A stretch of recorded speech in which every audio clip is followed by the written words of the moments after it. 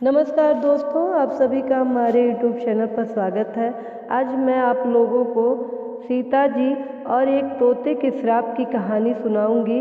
अगर पसंद आएगा तो लाइक कीजिएगा, कमेंट कीजिएगा, ज़्यादा से ज़्यादा शेयर कीजिएगा और प्लीज़ हमारे चैनल को सब्सक्राइब कीजिएगा।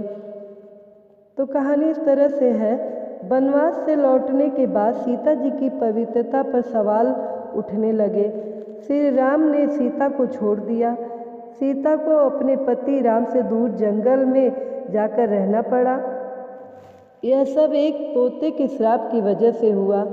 आइए जानते हैं कि वो श्राप क्या था। रामायण में श्री राम और सीता के वियोग की कहानी सभी जानते हैं।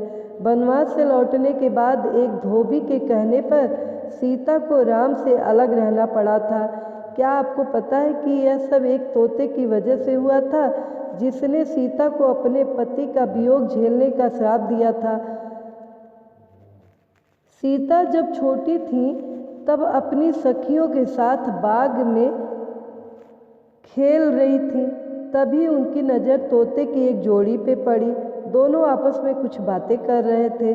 सीता जाकर उनकी बातें चुपके से सुन रही थी। तोते की जोड़ी कह रही थी कि भविष्य में राम नाम का एक प्रतापी राजा होगा, जिसका विवाह सुंदर राजकुमारी सीता जी से होगा। जब सीता ने उनसे पूछा कि यह सब उन्हें किसने बताया, तो तोते ने कहा कि उन्हें महर्षि वाल्मीकि जी के मुँह से यह बातें सुनी है। वे अपने आश्रम में शिष्यों को यह बता रहे थे। तब सीता ने कहा कि जिस राजकुमारी की वह बात कर रहे हैं वह मैं हूँ। यह सुनकर तोते घबरा गए। उन्होंने कहा कि हम उड़कर कहीं दूर जा रहे हैं और कहीं भी चले जाएंगे, लेकिन यहाँ अब नहीं आएंगे। सीता ने उन्हें रोक दिया और कहा कि वह उन्हें अपने साथ रखेंगी। इस पर तोते ने कहा कि वह आज़ाद पंछी हैं और किसी पिंजड़े में बंद होकर नहीं रह पाएंगे। सीता ने कहा कि वह और भी बातें सुनना चाहती हैं, इसलिए उन्हें नहीं जाने देंगी।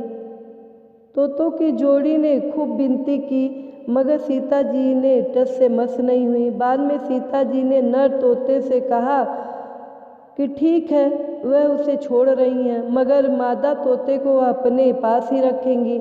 नर तोते ने कहा कि उसकी पत्नी गर्भवती है, ऐसा न करें, दोनों को साथ रहने दें। सीता ने उनकी एक ना सुनी। उन्होंने नर तोते को छोड़ दिया और मादा तोते को अपने साथ महल में बंदी बना लिया। नर तोता अपने साथी का वियोग सह नहीं सका। उसने सीता को श्राप दिया कि जैसे आज वह अपने जीवन साथी का वियोग सह रहा है, उसी प्रकार सीता भी एक दिन अपने पति का वियोग सहेंगी। कुछ समय बाद तोते ने अपने प्राण त्याग दिए।